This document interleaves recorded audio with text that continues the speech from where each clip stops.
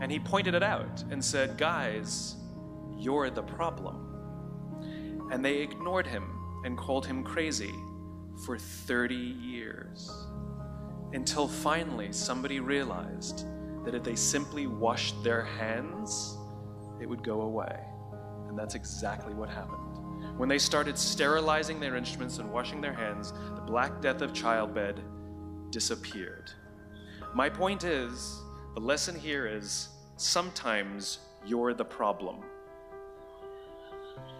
We've seen this happen all too recently with our new men of science and empirical studiers, and these men of finance, who are smarter than the rest of us until the thing collapsed. And they blamed everything else except themselves. And my point is take accountability for your actions. You can take all the credit in the world for the things that you do right, as long as you also take responsibility for the things you do wrong. It must be a balanced equation. You don't get it one way and not the other. You get to take credit when you also take accountability. That's lesson 2. Lesson 3, take care of each other. The United States Navy SEALs are perhaps the most elite warriors in the world. And one of the SEALs was asked, who makes it through the selection process? Who is able to become a SEAL?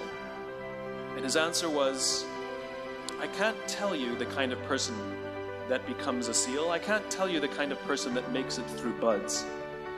But I can tell you the kind of people who don't become SEALs.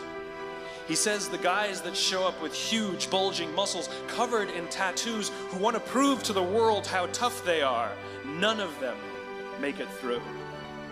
He said the preening leaders who like to delegate all their responsibility and never do anything themselves, none of them make it through.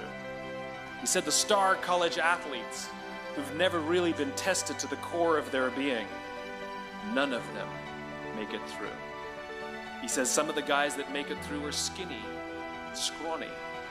He said some of the guys that make it through, you will see them shivering out of fear.